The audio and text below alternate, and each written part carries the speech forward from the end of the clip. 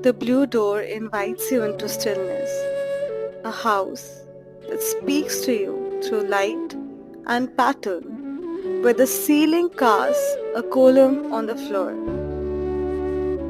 There's comfort in the texture, like the wall isn't just built to stand, but to hold you. Everything here has a story, from the carved wooden door to the old switches. You can feel Chennai in the smallest details.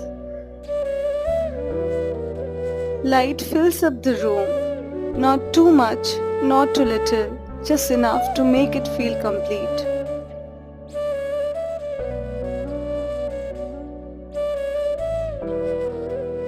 A house that reminds you to slow down and notice the little things.